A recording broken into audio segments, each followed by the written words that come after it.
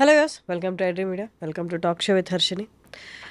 నార్మల్గా ఇప్పుడు అందరూ చాలామంది లైఫ్ స్టైల్ వల్ల అని చెప్పొచ్చు, లేకపోతే పొల్యూషన్ వల్ల చెప్పొచ్చు, త్వరగా ఏజ్ అవుతున్నామా అనుకున్న వాళ్ళందరూ ఎక్స్టర్నల్గా చాలా తీసుకుంటున్నారు జాగ్రత్తలు.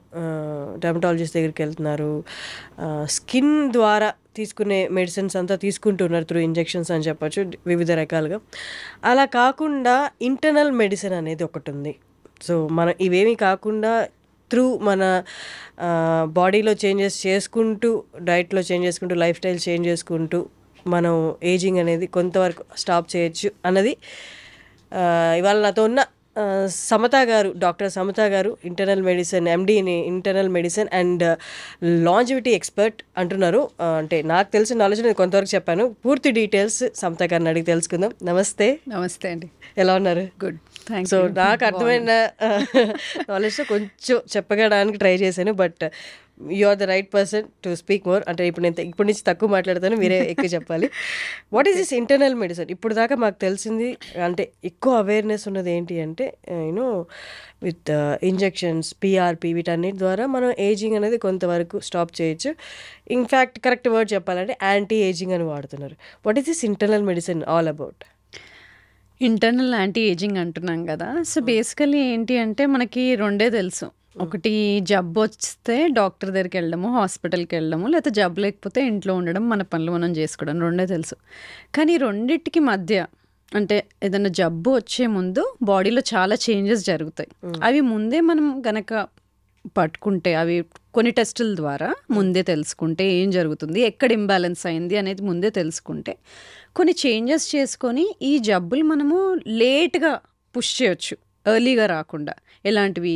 మోకాల నొప్పులు, sugar, type 2 diabetes, hyper tension, ఈ కార్డియాక్ జబ్బులు, క్యాన్సర్, ఇవన్నీ మనము లేట్గా వచ్చేలాగా చేయొచ్చు. లేదంటే దీన్నే స్లోయింగ్ డౌన్ ఏజింగ్ అంటారు.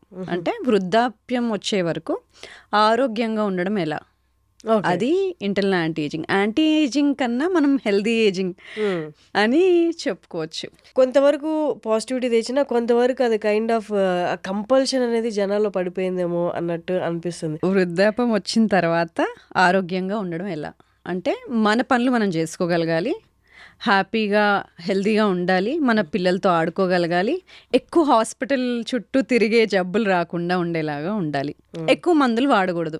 ఇదే కదా మనకు కావాల్సింది.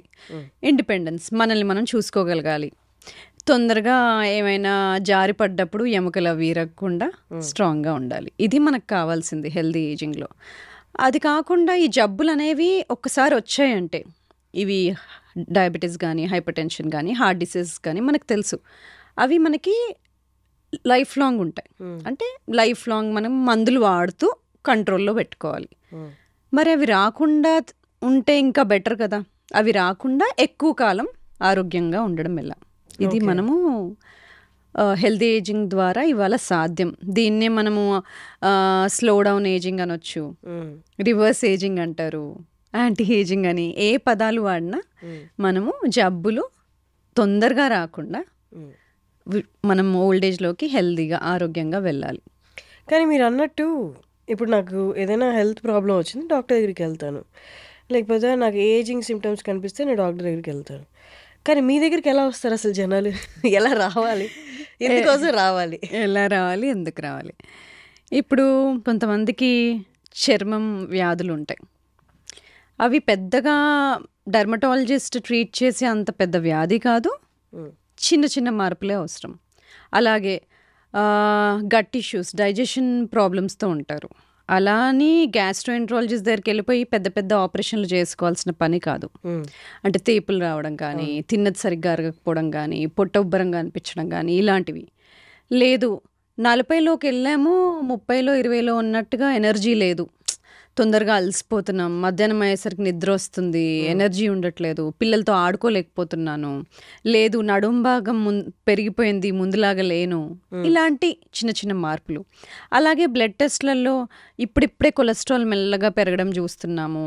ఈ మధ్య బ్లడ్ ప్రెషర్ ఇంత ఎక్కువ ఉండేది కాదు, తక్కువ ఉండేది. అలాగని హైపర్ టెన్షన్కి ట్రీట్మెంట్ తీసుకునే అంత ఎక్కువ కాదు. ఇప్పుడు మనము 130 పైన కిందది 90 పైన ఉన్నప్పుడు హైపర్ టెన్షన్ అని మందులు పెడతాం. అంటే ఒక్కసారి బ్లడ్ ప్రెషర్ చెక్ చేసి పెట్టము, తరచుగా ఎక్కువగా ఉంటే అప్పుడు హైపర్ టెన్షన్ అని మందులు పెడతాం. కానీ అంతకు ముందు ఇంకా ఎంత తక్కువ పెట్టుకుంటే బెటర్. అసలు చెప్పాలంటే పైది 125, కిందది బ్లడ్ ప్రెషర్ 75, అంతలోపు మెయింటైన్ చేస్తే మనం బాగా హెల్తీగా ఉన్నట్టు.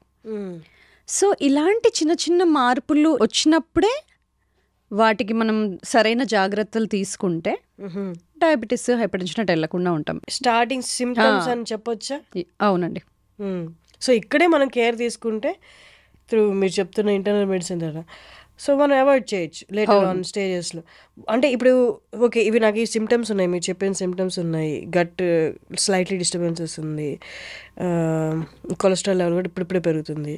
సో మీ దగ్గరికి వస్తే ఏంటి అసలు ఏం చెప్తారు, ఏం చేస్తారు అనేది, అసలు ఇంటర్నల్ మెడిసిన్ ద్వారా ఏంటి సొల్యూషన్ వాళ్ళు? సో మనము ముఖ్యంగా చూసుకోవాల్సిన 7 న్యూట్రిషన్ ఎలా ఉంది, ఆహార పద్ధతి ఎలా ఉంది, పొద్దునుండి రాత్రి వరకు అసలు ఏం తింటున్నాం, ఫాస్టింగ్ చేస్తామా, ఉపవాసం ఉంటామా, ఉంటే ఎన్ని గంటలు ఉంటాము, ఫుడ్ తింటే ఎక్కడ తింటాం, బయట తింటామా, రెస్టారెంట్లో తింటామా, ప్యాకేజ్ ఫుడ్ తింటామా, ప్లాస్టిక్ డబ్బాల్లో తింటామా, ఫ్రై చేసుకొని తింటామా, బాయిల్ చేసుకొని తింటామా, ఎలా తింటాం, ఎలాంటి ఆయిల్ వాడతాము, మేకప్లో అవి వేసుకుంటామా, ఒంటిపైన ఎంత టాక్సిన్స్ ఉన్నాయి, ఎలాంటి వాటర్ ఫిల్టర్డ్ వాటర్ వాడతామా, ఎలాంటి వాటర్ వాడతాము, ఈ ప్లాస్టిక్ డబ్బాల్లో వాటర్ వాడతామా, అది స్లీప్ ఎలా ఉంది, ఎన్ని గంటలు పడుకుంటాం, పడుకుంటే డీప్ స్లీప్లోకి వెళ్తామా, మధ్యలో లేస్తామా, స్నోరింగ్ చేస్తామా, ఊపిరి ఆగిపోతుందా మధ్యలో, యాప్నియా ఉంటుందా, హార్మోన్స్ ఎలా ఉన్నాయి, బ్యాలెన్స్లో ఉన్నాయా లేదా, బాడీలో ఏదైనా ఇన్ఫ్లమేషన్ ఉందా, బాడీ స్ట్రెస్, ఇన్ఫ్లమేషన్ అంటే బాడీ స్ట్రెస్ఫుల్గా ఉందా, ఫైటింగ్ స్టేజ్లో ఉందా, దానికి టెస్ట్లు ఉంటాయి చెప్తాను. సో ఇంకా అలాగే మైండ్ అసలు రెస్ట్ఫుల్గా ఉందా, mental health issues, emotional disturbances ఏమైనా ఉన్నాయా, ఇవన్నీ చూస్తామన్నమాట. అలాగే న్యూట్రిషన్ కరెక్ట్గా ఉందా, విటమిన్స్ ఏమైనా డెఫిషియెంట్గా ఉన్నాయా, ఇవన్నీ చూస్తాము. సో ఏ ప్రాబ్లంతో వచ్చినా ఫుడ్ ఎలా ఉంది, వాటర్ ఎలా ఉంది, టాక్సిన్స్ ఏమైనా వెళ్తున్నాయా, హార్మోనల్ బ్యాలెన్స్ ఉందా, ఎమోషనల్ హెల్త్ బాగుందా, ఎక్సర్సైజ్ ఉందా, హైడ్రేషన్ ఉందా, స్ట్రెస్ని రిలీవ్ చేసుకోవడానికి ఏం పద్ధతులు వాడుతున్నారు, బ్రీదింగ్ అలాంటివి, ఇలాంటివన్నీ చూస్తాం అన్నమాట. సో ఎక్కడెక్కడ ఇంబ్యాలెన్స్ ఉందో, ఎక్కడైతే మిస్టేక్స్ చేస్తున్నామో అక్కడ వాటిని కరెక్ట్ చేస్తూ వెళ్ళడం. ఓకే. సో అంటే ఇప్పుడు మీరు అన్నట్టు ఏజింగ్కి ఇప్పుడున్న బయట ఉన్న రీజన్స్, మ్యాక్సిమం రీజన్స్ ఏంటి అంటే smoking and alcohol and pollution. కానీ ఇది కాకుండా నిద్ర మనల్ని ఏజింగ్ చేస్తుందా? అవును, సరిగ్గా నిద్ర. అసలు నిద్రలో చాలా బ్రహ్మాండమైన బెనిఫిట్స్ ఉంటాయి. మనం పడుకున్నప్పుడు చాలా జరుగుతాయి. యాక్చువల్లీ మనం లేచిన దానికన్నా పడుకున్నప్పుడే బెనిఫిట్స్ ఎక్కువ ఉంటాయి. మనం ఎక్సర్సైజ్ చేసినా, ఎలాంటి ఫుడ్ తిన్నా, మనం పడుకున్నప్పుడు డీప్ స్లీప్లోకి వెళ్ళిన తర్వాత హ్యూమన్ గ్రోత్ హార్మోన్ అనే హార్మోన్ రిపేర్ చేస్తుంది బాడీని. ఏవైతే టాక్సిన్స్ ఉన్నాయో ఎలిమినేట్ చేయడము, మసిల్స్ రిపేర్ చేయడము, మజిల్ బిల్డ్ చేయడము, గ్రోత్ చిన్నపిల్లలు, ఇవన్నీ పడుకున్నప్పుడే జరుగుతాయి. అది కాకుండా మనకి బాడీలో క్లీనప్ ప్రాసెస్కి లింఫాటిక్ సిస్టమ్ ఎలాగుంటుందో బ్రెయిన్లో లింఫాటిక్ సిస్టమ్ అని ఉంటుంది. అంటే టాక్సిన్స్ క్లియర్ అప్ సిస్టమ్, అది కూడా పడుకున్నప్పుడు డీప్ స్లీప్లో నిద్రలోనే జరుగుతుంది. సో ఇలాంటి రిపేర్, రికవరీ పడుకున్నప్పుడు జరుగుతాయి కాబట్టి హార్మోనల్ బ్యాలెన్స్ కూడా మెయింటైన్ అవుతుంది. మనకి సర్కేడియన్ రిథమ్ అనేది ఒకటి ఉంటుంది. అంటే సూర్యోదయం అయినప్పుడు లేవడము, అస్తమించినప్పుడు పడుకోవడం, ఇలాంటిది మనము అసలు హ్యూమన్ బాడీ అలా ఉండేది. కానీ ఇప్పుడు ఇన్ని ఆర్టిఫిషియల్ లైట్స్, ఇలాంటి డెస్క్ జాబ్స్, వేరే టైమ్ జోన్స్తో పనిచేయడము, దీంతో ఇంటర్నల్ బాడీ సిస్టమ్ కూడా దెబ్బతినింది. పడుకోవాల్సిన టైంకి పడుకోకపోవడము, లైట్ వల్ల పడుకోలేకపోవడము, ఇలాంటివన్నీ. ఇంకోటి బాగా తినేసి కడుపు నిండుగా ఉన్నప్పుడే పడుకోవడము, ఇలాంటివన్నీ చేయడం వల్ల డీప్ స్లీప్లో పోలేకపోవడము, బాడీ రిపేర్ అవ్వకపోవడము, దానివల్ల హార్మోనల్ ఇంబ్యాలెన్సెస్, ఇన్ఫర్టిలిటీ ఇష్యూస్, ఇవన్నీ చూస్తూ ఉంటాం. సో అందుకని స్లీప్ చాలా ముఖ్యం, చాలా ఇంపార్టెంట్. అందుకని ఇప్పుడు స్లీప్ మానిటర్ చేయడానికి స్లీప్ రింగ్స్ అని ఇవన్నీ వస్తున్నాయి. అంటే పడుకుంటే ఎంత డీప్ స్లీప్లోకి వెళ్తున్నాడు, ఆర్ఎం రెస్ట్ఫుల్ స్లీప్ అనేది మనకు స్టేజెస్ ఉంటాయి. స్లీప్లో స్టేజెస్, దానిలో ఆర్ఎం స్లీప్ అనేది గుడ్ రెస్ట్ఫుల్ స్లీప్. ఆ స్టేజ్లో ఎంతసేపు ఉంటున్నారు, కనీసం 6-7 గంటలు పడుకుంటున్నామా లేదా. లేట్ నైట్ ఈటింగ్ అంటే 9 తర్వాత ఫుడ్ తిని అరౌండ్ 11 అలాగా లేకపోతే 10:30 అలా పడుకుంటే ఇది కూడా ఏజింగ్కి రీజనా? సో పడుకున్నప్పుడు డైజెషన్ ఆగిపోవాలి. మనం తిన్నాక నెక్స్ట్ 2 hours వరకు డైజెషన్ సిస్టమ్ నడుస్తూనే ఉంటుంది. ఆ ఫుడ్ పొట్టలో నుండి ఇంటెస్టైన్స్కి వెళ్ళాలి, డైజెషన్ ప్రాసెస్ అంతా కంప్లీట్ అవ్వాలి. దానికో 2-3 గంటలు పడుతుంది. ఆ తిన్న 2-3 గంటల లోపే నిద్రపోయాము అంటే ఆ డైజెస్టివ్ సిస్టమ్ నడుస్తూనే ఉంటుంది. ఇంకా రిపేర్ సిస్టమ్ యాక్టివేట్ అవ్వడానికి టైం ఎక్కడిది. అందుకే తిన్న 2-3 గంటల తర్వాత పడుకోమని చెప్తాం. లేదంటే మీ స్లీప్ టైమింగ్ ఏంటో దానికన్నా 2-3 గంటల ముందు తినేయాలి అని. అంటే డైజెషన్ ప్రాసెస్ అయిపోవాలి. అది ముఖ్యమైన రీజన్. అది కాకుండా ఎంతోమంది ఫుడ్ రిఫ్లెక్స్ అవ్వడము ఇవన్నీ సిమ్టమ్స్ ఉంటూ ఉంటాయి. దానికి సింపుల్ సొల్యూషన్ ఎర్లీగా తినడం. అది కాకుండా అప్పటికి డైజెషన్ అయిపోయి ఉండాలి, స్టమక్ ఎంటీగా ఉండాలి. ఇవి ఇంపార్టెంట్. అలాగే మనం ఎప్పటి నుంచో రిలీజియన్ వైజ్గా తీసుకుని ఎవరి రిలీజియన్లో వాళ్ళకి అన్ని రిలీజియన్లో సేమ్గా ఉన్నది ఏంటి అంటే ఫాస్టింగ్. అవును. కొందరు శుక్రవారం ఉంటారా, కొందరు శనివారం ఉంటారా, కొందరు సోమవారం ఉంటారు. ఏ రిలీజియన్లో ఫాస్టింగ్ అనేది మాత్రం కంపల్సరీ ఉంది. బట్ లేటర్ ఆన్ ఈ లైఫ్ స్టైల్ చేంజెస్, ఈ లేట్ నైట్ షిఫ్ట్స్, వర్క్స్ వల్ల ఫాస్టింగ్ అనేది చాలామంది చెయ్యట్లేదు ఇప్పుడు. అవును. రిలీజియన్గా తీసుకున్నా యాజ్ ఎ డాక్టర్గా మీరు సజెస్ట్ చేసిన ఫాస్టింగ్ అనేది కంపల్సరీయా or is that an optional thing? Fasting చాలా ముఖ్యమైనది. స్లీప్ తర్వాత నెక్స్ట్ ఏంటి అంటే ఫాస్టింగే. కానీ ఫాస్టింగ్ ఎవరు చేస్తున్నారు? ఆడవాళ్ళ, మగవాళ్ళ? జబ్బున్న వాళ్ళు చేస్తున్నారా? వాళ్ళు ట్యాబ్లెట్స్ వేసుకుంటున్నారా? ఈ సినారియోస్ని బట్టి ఒకవేళ ట్యాబ్లెట్స్ వేసుకుంటున్నారు షుగర్కి, బీపీకి అంటే డాక్టర్స్తో కొలాబరేట్ అయ్యి వాళ్ళ సహాయంతో ఫాస్టింగ్ చేసుకోవాలి. కానీ అదర్వైజ్ మీకు ఇవన్నీ జబ్బులు లేవు. ఫాస్టింగ్ చాలా ముఖ్యమైనది. ఎందుకంటే ఫాస్టింగ్ ద్వారా కొన్ని బాడీలో సర్ట్యూన్స్ అంటాం, అవి ఎంజైమ్స్ మనల్ని చాలా కాలం బతికేలాగా చేస్తాయి. లాంజివిటీ జీన్స్ అంటాం. వాటిని యాక్టివేట్ చేయడానికి ముఖ్యమైనది ఫాస్టింగే. సెకండ్ది క్యాలరీ రెస్ట్రిక్షన్, అంటే మనకి ఎంత అవసరమో దానికన్నా కొంచెం తక్కువ తినడం. దాని డైటింగ్ అని రకరకాల పదాలు వాడతారు, కానీ సింపుల్గా చెప్పాలంటే క్యాలరీ రెస్ట్రిక్షన్ అంటే ఓవర్ ఈట్ చేయకూడదు.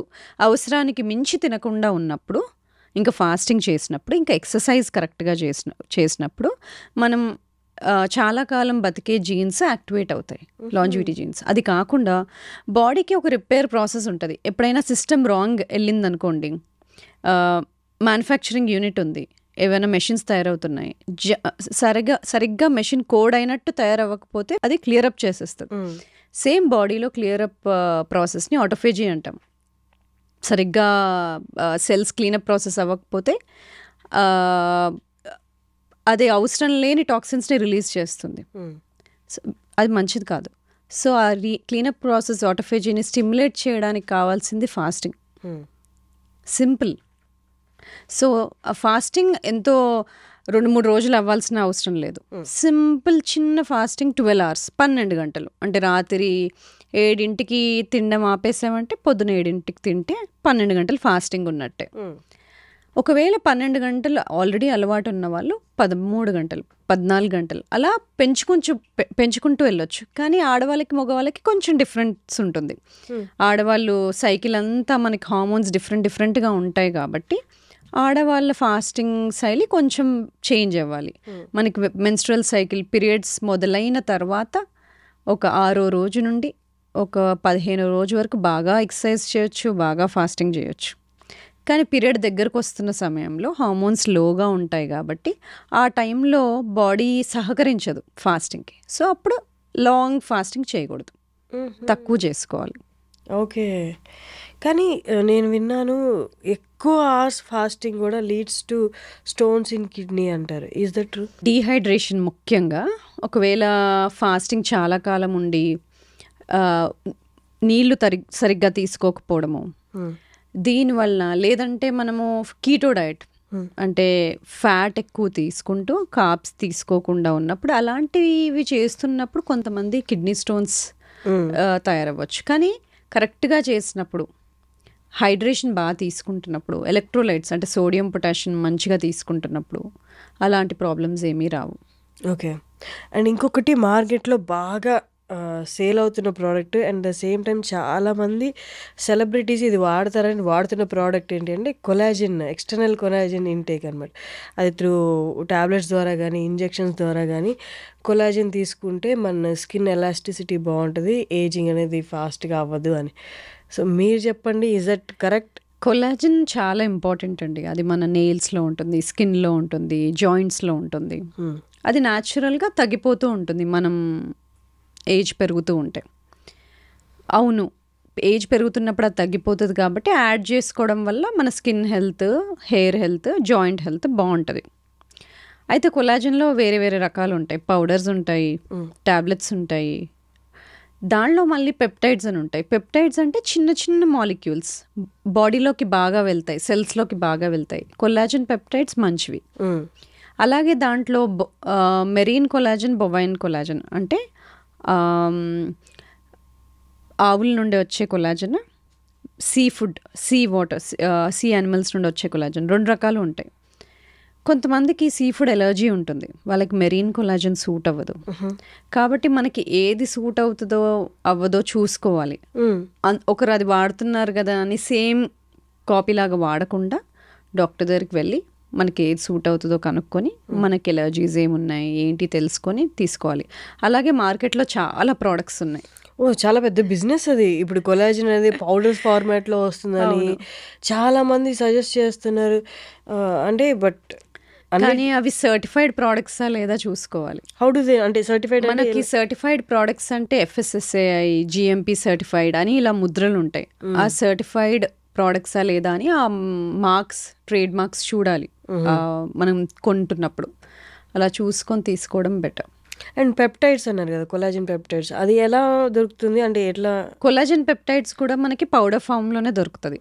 అంటే ఈజీగా డైజెస్ట్ అయిపోతుంది, ఈజీగా బాడీకి అబ్జార్బ్ అయిపోతుంది. సో అవి కూడా మనకి పౌడర్ ఫామ్లో దొరుకుతాయి, కొలాజిన్ పెప్టైడ్స్ అనేవి కూడా. ఓకే. ఇప్పుడు కొలాజిన్ తీసుకునే వాళ్ళు వాళ్ళు పర్చేసింగ్ ఐదర్ సజెషన్ తీసుకొని డాక్టర్ దగ్గర తీసుకోవాలి, లేదు వాళ్ళందరికీ వాళ్ళు వాడాలనుకుంటే ఇట్స్ నాట్ కరెక్ట్. వాళ్ళంతా వాళ్ళు వాడాలనుకుంటే ఫస్ట్ థింగ్ అదే సర్టిఫైడా కాదా అని చూసుకోవాలి. మంచి పెప్టైడ్స్ ఎలా ప్రోడక్ట్. అడగాలి వాళ్ళు? ఇన్ కేస్ మెడికల్ షాప్కి వెళ్ళి వాళ్ళు పెప్టైడ్స్, కొలాజిన్ పెప్టైడ్ చాలా వరకు జనరల్ ఫార్మసీస్లో మనకు దొరకకపోవచ్చు మనకు కావాల్సిన పెప్టైడ్స్. కాబట్టి అది డాక్టర్ దగ్గరికి వెళ్ళి రాయించుకొని తీసుకుంటే బెటర్. ఓకే. కన్సర్న్డ్ డర్మటాలజిస్ట్ అయినా ఎవరైనా డాక్టర్ దగ్గరికి వెళ్ళి అడిగి తీసుకుంటే బెటర్. ఈ మధ్య ఎక్కువ చూస్తున్నాము మీ బయోలాజికల్ ఏజ్ తెలుసుకోవడం ఎలా అని కూడా అంటున్నారు. అంటే మన ఏజ్ ఏంటో నాకు తెలుసు, నా ఏజ్ ఏంటో నాకు తెలుసు. What is this biological age? మనం బర్త్డేలు ఏం చేసుకుంటామో అది మన క్రోనలాజికల్ ఏజ్, అది మనందరికీ తెలుసు. కానీ మన శరీరం అదే ఏజ్ ఉంది అనే అవసరం లేదు. నేను నా జీవన శైలి ఎలా ఉంది, నా ఆహార పదార్థాల లైఫ్ ఎలా ఉందన్న దాన్ని బట్టి నా ఏజ్ ఎక్కువ ఉండొచ్చు, తక్కువ ఉండొచ్చు. నా ఇంటర్నల్ బాడీ ఏజ్, దాన్ని బయోలాజికల్ ఏజ్ అంటాం. కాబట్టి మన బర్త్డే ఏజే మన బాడీ ఏజ్ అవ్వాల్సిన అవసరం లేదు. అందుకని ఎవరైతే బాగా రోజు ఆహారం బాగా తీసుకుంటారో, జీవనశైలి బాగుంటుందో, ఎక్సర్సైజ్ బాగా చేస్తారో, వీళ్ళ బయోలాజికల్ ఏజ్ కొంచెం తక్కువ ఉంటుంది. అయితే దీనికి సింగిల్ టెస్ట్ ఏదైనా ఉంటుందా అంటే అది సింగిల్ టెస్ట్తో చెప్పలేం. ఎందుకంటే చాలా కాంప్రహెన్సివ్గా చూడాలి. ఎందుకంటే ఒక ఏజ్ అనేది కాంప్లెక్స్ ప్రాసెస్. దానికి ఒక ఇంటర్నల్ ఏజ్ ఇవ్వాలి అంటే ఏమేమి చూడాలి? బ్లడ్లో అంటే మనం కొలెస్ట్రాల్ చూస్తాము, షుగర్స్ ఎలా ఉన్నాయో చూస్తాము. అలాగే మెజర్మెంట్లో మన వేస్ట్ టు హిప్ రేషియో అంటే నడుం భాగం, తుంటి భాగము మెజర్ చేసినప్పుడు దానికి కొలతలు తీసుకున్నప్పుడు ఆడవాళ్ళైతే వేస్ట్ టు హిప్ రేషియో 0.85 కన్నా ఎక్కువ ఉంటే, లేదు మగవాళ్ళల్లో 0.9 కన్నా ఎక్కువ ఉంటే వాళ్ళకి టైప్ 2 డయాబెటీస్ కానీ, కొలెస్ట్రాల్ కానీ, హైపర్ టెన్షన్ కానీ, గుండె జబ్బులు కానీ వచ్చే ప్రమాదం ఎక్కువ. అందుకనే ఈ కొలతలు కూడా ఇంపార్టెంటే. ఇంతకుముందు BMI అని చూసేవాళ్ళం, బాడీ మాస్ ఇండెక్స్, అంటే మీ హైట్కి మీరున్న వెయిట్ ఎంత అని. కానీ దాంట్లో కొన్ని లోపాలు ఉంటాయి. ఎలా? బాగా ఎక్సర్సైజ్ చేసే అతను ఉంటాడు, అతనికి మసిల్ ఎక్కువగా ఉంటుంది. మీరు BMI చూస్తే ఎక్కువగా ఉంటుంది, అంటే కొవ్వు ఎక్కువ ఉన్నట్టు కాదు కదా. అందుకని మనకు కరెక్ట్గా తెలవాల్సింది బాడీ కాంపోజిషన్ అనాలిసిస్. అంటే బాడీలో కండరాలు ఎన్ని ఉన్నాయి, కొవ్వు ఎంత ఉంది, ఎముకల క్వాలిటీ ఎలా ఉంది, బోన్, ఫ్యాట్, మసిల్ రేషియో, ఇది ముఖ్యమైనది బిఎంఐ కన్నా. సో ఇవి తెలియాలి. బ్లడ్ మార్కర్స్ ఇంతకుముందు చెప్పాము. ఇది కాకుండా మనకి కొత్తగా ఎపిజెనెటిక్ క్లాక్స్ అని వచ్చాయి. అంటే ఏంటి, మనకు అందరికి ఒక బ్లూ ప్రింట్ ఉంటుందా, మన బాడీ ఇలా తయారవ్వాలని. మన అమ్మలు మనకి పుట్టినప్పుడు మనకు ఒక డిఎన్ఏ జీన్స్ ఉంటాయి, అది మన బ్లూ ప్రింట్. అది మనం చేంజ్ చేయలేం. అది మనకి ఫ్యూచర్లో ఎలాంటి జబ్బులు వస్తాయి అనేది ఒక 10% to 15% డిసైడ్ అయి ఉంటుంది. అంటే 80 to 85% తర్వాత మనం ఎలాంటి ఆహారం తీసుకుంటాము, వ్యాయామం చేస్తామా లేదా, స్ట్రెస్ఫుల్గా ఉంటామా, నిద్ర ఎలా పోతున్నాము, జీవనశైలి ఎలా ఉంది అన్న దాన్ని బట్టి ఆ మిగతా 85% డిసైడ్ అవుతుంది. దీన్ని ఎపిజెనెటిక్స్ అంటాము. అంటే జీన్స్ చుట్టూ మనం చేసే మార్పులు ఏంటి అని. దీన్ని డిఎన్ఏ చుట్టూ జరిగే మార్పుల్ని గమనించి వచ్చిన టెస్ట్ ఎపిజెనెటిక్ టెస్ట్. కొంచెం ఏదైనా ఒక టెస్ట్ దగ్గరగా ఉందా అంటే అది ఎపిజెనెటిక్ టెస్ట్ అనమాట. ఓకే. కాకపోతే ఆ సింగిల్ టెస్ట్ చూడకూడదు. నేను ఇంతకుముందు చెప్పిన విధంగా బ్లడ్లో ఎలా ఉన్నాయి చేంజెస్, ఈ హిస్టరీ ఎలా ఉంది, ఎపిజెనెటిక్ టెస్ట్ అనేది బయోలాజికల్ ఏజ్ తెలుసుకునేయడానికి అవకాశం ఉంది. అయితే ఇప్పుడు ఈ లాస్ట్ 3-4 సంవత్సరాల్లో వచ్చిన టెస్ట్ ఇది. ఫ్యూచర్లో మనకి ఇంకా కొత్త టెస్ట్లు వస్తాయి, కానీ బేసిక్స్ మనం మర్చిపోకూడదు. బేసిక్స్ ఏంటి, నడుం భాగం తుంటి భాగం రేషియో అని చెప్పాను, మన మసిల్ బోన్ ఫ్యాట్ రేషియో అని చెప్తున్నాము, అంటే బాడీ ఫ్యాట్ పర్సంటేజ్ ఎంత ఉంది, బ్లడ్లో ఈ లిపిడ్ ప్రొఫైల్స్ కానీ, బ్లడ్ షుగర్స్ కానీ, విటమిన్ ప్రొఫైల్స్ కానీ, హోమోసిస్టిన్, లైపోప్రోటీన్ ఇవన్నీ ఎలా ఉన్నాయి, ఇవన్నీ బేసిక్స్. వీటితో పాటు ఆ డిఎన్ఏ చుట్టూ జరిగే మార్పులు, ఇవన్నీ మనం తెలుసుకుంటాం. ఓకే, బయోలాజికల్ ఏజ్ ఏంటి తెలుసుకున్నాం, ఇలా ఉంది. ఇప్పుడు నెక్స్ట్ ఏంటి, ఏజ్ తగ్గించుకోవచ్చా, నెక్స్ట్ ఏంటి, ఎలా తగ్గించుకోవచ్చు, తగ్గిస్తే ఎలా తగ్గించాలి. ఫస్ట్ వ్యాయామం చేస్తున్నారా లేదా, అస్సలు చేయని వ్యక్తి అయితే మొదలు పెట్టాలి. ఎలా, వారానికి కనీసం 150 నిమిషాలు మోడరేట్ ఎక్సర్సైజ్, అంటే బ్రిస్క్ వాకింగ్ కానీ, యోగా కానీ, స్విమ్మింగ్ కానీ, ఏరోబిక్స్ కానీ ఇలాంటివి. లేదంటే 75 నిమిషాలు ఫాస్ట్ హై ఇంటెన్సిటీ ఎక్సర్సైజ్, అంటే ఫాస్ట్ బైకింగ్, హైకింగ్ ఇలాంటివి. కానీ ఇవి చేస్తే సరిపోతుందా, లేదు. మనము వృద్ధాప్యం వచ్చినాక, ఓల్డ్ ఏజ్ వచ్చినాక ఆరోగ్యంగా ఉండాలంటే ఆ ఏజ్ ఎంటర్ అయ్యేటప్పుడు, 50 ఎంటర్ అయ్యేటప్పుడు మన మసిల్ కండరాలు బాగుండాలి. అప్పటికే కండరాలు తక్కువగా ఉన్నాయంటే మీకు డెఫినెట్గా ఈ జబ్బులు తొందరగా వచ్చేస్తాయి. ఇవి 4: డయాబెటీస్, హైపర్ టెన్షన్, కార్డియాక్ జబ్బు, క్యాన్సర్లు, స్ట్రోకు, ఇవి. అయితే ఎందుకంటే 40 తర్వాత 40 సంవత్సరాలు ఒకసారి దాటామంటే ప్రతి సంవత్సరానికి 1% మజిల్ పోతుంది. కానీ దాంతో వచ్చే ప్రాబ్లం ఏంటి, మజిల్ పోతూ ఉంటే మనం తినే ఫుడ్ ఎనర్జీగా మారకుండా కొవ్వుగా మార్చి వెయిట్ పుట్ ఆన్ అవుతాం. మెల్లగా ఇన్సులిన్ రెసిస్టెన్స్లోకి వెళ్తుంది. అంటే మెటబాలిక్ ఫ్లెక్సిబిలిటీ తగ్గిపోతుంది, మెటబాలిక్ హెల్త్ అప్పటి నుండి డిస్టర్బ్ అవుతుంది. అదేంటంటే నేను 40 వరకు బాగానే ఉండదని 40 తర్వాత అన్ని మార్పులు చూస్తున్నా అంటారు కదా, ఇది ఇన్సులిన్ రెసిస్టెన్స్ అనేది మొదలవుతుంది. దీన్ని తగ్గించుకోవడానికి మనం స్ట్రెంగ్త్ ట్రైనింగ్, రెసిస్టెన్స్ ట్రైనింగ్ చేసుకున్నప్పుడు ఈ కండరాలు కోల్పోయే కెపాసిటీని తగ్గిస్తాం. మజిల్ లాస్ తగ్గుతుంది. మజిల్ లాస్ తగ్గినప్పుడు మెటబాలిజం బాగుంటుంది, అంటే మనం జబ్బుల్ని దూరంగా నెట్టుతున్నట్టేగా. సో అది కాకుండా ఫుడ్లో ఏం మార్పులు చేసుకోవాలి. మొదటిగా ఎవరైనా refined seed oils, sunflower oil, canola oil, rice bran oil, ఇవన్నీ మనం వాడుతున్నట్లయితే ఫస్ట్ ఇవి తీసేయాలి. అసలు మనకు మార్కెట్లో ఉన్నవే అవి కదా, అవి రిఫైన్డ్ ఆయిల్స్.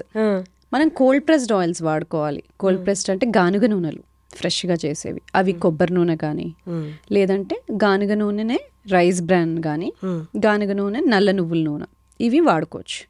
ఇవి కూడా తక్కువ వాడాలి, ఎందుకంటే ఈ నూనెలు ఈ మన మోడర్న్ డేస్ వచ్చినాక తయారైనవి. ఈ పాతకాలంలో ఎంత ఎక్కువ నూనె వాడేవాళ్ళం కాదు. సో ఈ నూనెల వల్ల మనకు బాడీలో ఇన్ఫ్లమేషన్ పెరుగుతుంది. సో ఈ నూనెలు తగ్గించుకోవాలి. అలాగే ఫుడ్ వండే విధానంలో ఎక్కువ డీప్ ఫ్రైడ్ ఫుడ్స్, బాగా గ్రిల్ చేసిన ఫుడ్స్ ఇవి తినకూడదు, ఎందుకంటే దానిలో క్యాన్సర్ కాజింగ్ ఏజెంట్స్ పెరుగుతాయి. బాగా డీప్ ఫ్రైడ్ ఫుడ్స్లో నైట్రేట్స్ పెరగడము ఇలాంటివి జరుగుతాయి. సో అలాగే షుగర్ ఎక్కువ ఉన్న ఫుడ్స్ తినకూడదు.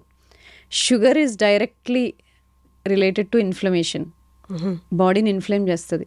సో షుగర్ తగ్గించుకోవాలి, డీప్ ఫ్రైడ్ ఫుడ్స్ తగ్గించుకోవాలి, అంటే బాగా ప్రాసెస్ చేసి పీచు పదార్థం తీసేసిన ఫుడ్స్, పిండి పదార్థాలు తక్కువ చేసి ఇప్పుడు గోధుమ పిండి బదులు ఫుల్ గోధుమలు వాడటం కానీ ఇలాంటివి. సో ప్రాసెస్డ్ ఫుడ్స్ తగ్గించుకొని, డీప్ ఫ్రైడ్ ఫుడ్స్ తగ్గించుకొని, ఈ seed oils, refined seed oils కనుక తగ్గించుకుంటే మనం బాడీని యాంటీ ఇన్ఫ్లమేటరీగా వెళ్తుంది. అది కాకుండా ప్లేట్లో కూరగాయలు ఎక్కువ ఉండేలాగా రోజు కూరగాయలు మార్చి తినడము, ఫ్రూట్స్ తీసుకోవడము, నీళ్లు బాగా తీసుకోవడము, హోల్ ఫుడ్స్ తీసుకోవడం ద్వారా మనం మార్చుకోవచ్చు.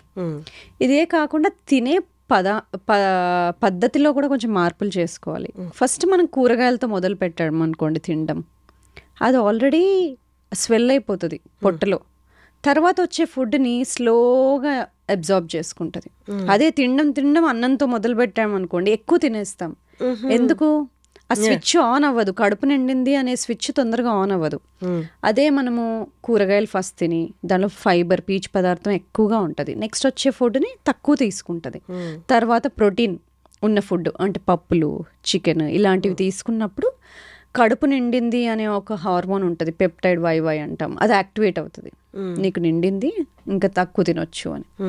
నెక్స్ట్ ఫ్యాట్స్, నెయ్యి వేసుకుంటాం కదా, నెయ్యి కానీ కొబ్బరి కానీ కొబ్బరి నూనె కానీ ఇలాంటివి ఏమైనా కొబ్బరి వేసి చేసుకున్నప్పుడు, లేకపోతే ఆలివ్స్ కానీ ఇలాంటివి తిన్నప్పుడు కూడా కడుపు నిండుతుంది.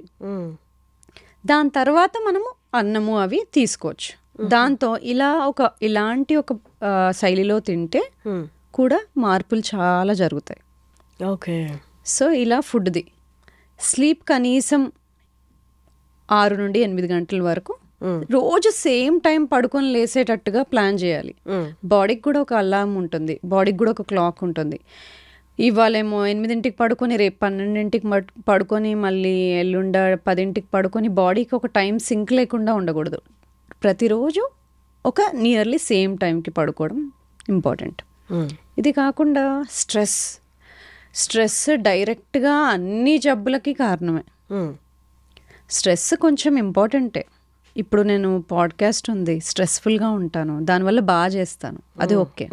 టెస్ట్ ఉంది, కొంచెం స్ట్రెస్ఫుల్గా ఎక్కువ చదువుతాను, బాగా రాస్తాను, తర్వాత ఓకే. తర్వాత ఆగిపోవాలి, స్ట్రెస్ కంటిన్యూ అవ్వద్దు. నేను ఇంటికి వెళ్ళినాక కూడా ఇంకా స్ట్రెస్ఫుల్గా ఉండకూడదు. స్ట్రెస్ వచ్చినప్పుడు బాడీలో కార్టిజోల్ అనే హార్మోన్ రిలీజ్ అవుతుంది, దానివల్ల షుగర్ పెరుగుతుంది, కొంచెం హార్ట్ రేట్ పెరుగుతుంది, దానివల్ల మనం టాస్క్ని బాగా కంప్లీట్ చేస్తాం. కానీ బాడీకి కొన్నిసార్లు రాంగ్ స్ట్రెస్సెస్ ఇచ్చినప్పుడు, అంటే ఇప్పుడు ఫోన్లో మెసేజ్ వస్తుందేమో, నెక్స్ట్ ఇంట్లో ఏం చేస్తున్నారు, ఇలా అన్నెసెసరీ స్ట్రెస్సెస్ ఎక్కువగా తీసుకుంటున్నప్పుడు ఆ కార్టిజాల్ అనేది ఆఫ్ అవ్వదు. అది ఆఫ్ అవ్వాల్సిన టైంకి ఆఫ్ అవ్వకపోతే అన్నెసెసరీగా హార్మోనల్ బ్యాలెన్సెస్ స్టార్ట్ అవుతాయి. బాడీ ఇన్ఫ్లేమ్డ్ అయిపోతుంది, అప్పుడు హార్మోనల్ చేంజెస్ జరుగుతాయి, వెయిట్ పుట్ ఆన్ అవ్వడము, ఇవన్నీ లాంగ్ టర్మ్, చాలా కాలం స్ట్రెస్ఫుల్గా ఉన్నప్పుడు. కాబట్టి స్ట్రెస్ ఉన్నప్పుడు దాన్ని తగ్గించుకోవడం ఎలా, ఇలాంటివి మనం అందరము ఇన్కార్పొరేట్ చేసుకోవాలి. బాగా స్ట్రెస్ఫుల్గా అనిపిస్తుంది, అప్పుడు మనకి పొట్టలో ఏదో తిప్పేసినట్టుగా అనిపిస్తుంది. ఎందుకండి బ్రెయిన్లో స్ట్రెస్గా ఉంటే పొట్టలో ఎందుకు తిప్పాలి? అంటే బ్రెయిన్ పొట్ట రెండు కనెక్టెడే. పొట్టలోనే మనకి 80% సెరటోనిన్ అంటే మైండ్ కామింగ్ హార్మోన్ అనేది పొట్టలో నుండి రిలీజ్ అవుతుంది. కాబట్టి మనము పొట్ట ఎలా ఉందో మైండ్ అలా ఉంటుంది, మైండ్ ఎలా ఉంటే పొట్ట అలా ఉంటుంది. సో క్లీన్ ఫుడ్ తినడం అందుకని ఇంపార్టెంట్, మూడ్ బాగుంటుంది.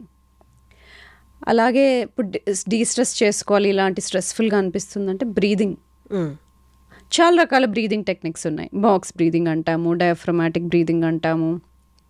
ఏదేమైనా మనం ఊపిరి పీల్చుకొని ఆపుకొని తర్వాత ఊపిరి వదిలినప్పుడు ఎక్స్ప్రెషన్ అంటాం, అది కొంచెం స్లోగా వదలాలి. అంటే ఇన్స్పిరేషన్ కన్నా పొడవుగా ఉన్నప్పుడు, ఎక్స్ప్రెషన్ ఎక్కువగా ఉన్నప్పుడు స్లోగా మనం బ్రీదింగ్ వల్ల బాడీకి కూల్ డౌన్ అవుతున్నాము అనే సిగ్నల్ పంపించడం.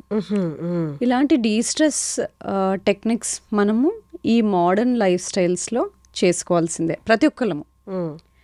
సో ఇలా స్ట్రెస్ మేనేజ్మెంట్, స్లీప్ని కరెక్ట్గా చేసుకోవడము, ఫుడ్ ఇలా తీసుకోవడము, వ్యాయామం చేసుకోవడము, మసిల్ కాపాడుకోవడము, మన కండరాలు కాపాడుకోవడం, ఇవన్నీ ఇంటర్నల్ యాంటీ ఏజింగ్లో చిట్కాలు. ఓకే. ఇప్పుడు మీరు చెప్పిన ఇంటర్నల్ ట్రీట్మెంట్ ఏదైతే ఉందో, ఇంటర్నల్ మెడిసిన్ ట్రీట్మెంట్ ఏదైతే ఉందో, మీరు చెప్పినట్టు అన్ని ఏజ్ వాళ్ళు 30 నుండి 60 వరకు ఆర్ 70 వాళ్ళు పాటించవచ్చా? లేకపోతే ఏజ్ వైజ్ డిఫరెన్సెస్ ఏమైనా ఉంటాయి? నేను ఇప్పుడు చెప్పినట్టు అందరూ పాటించవచ్చు, 30 నుండి 70 దాకా 80 దాకా. కానీ 40-50 దాటుతున్నప్పుడు మనం మసిల్ స్ట్రెంథనింగ్ ఎక్సర్సైజ్ ఎక్కువ చేయాలి. దానివల్ల మనం కండరాలు కోల్పోకుండా ఉంటాం. ఇంతకుముందు చెప్పినట్టు 40 తర్వాత మనం కండరాలు తగ్గిపోతాయని చెప్పాను కదా, దానివల్ల సమస్యలు వస్తాయి. కాబట్టి స్ట్రెంగ్త్ ట్రైనింగ్ అనేది అంటే మన మసిల్స్ని కాపాడుకోవడానికి ఎక్సర్సైజ్లు మనం ఇంకొంచెం ఎక్కువ చేసుకోవాలి 50 దాటిన తర్వాత.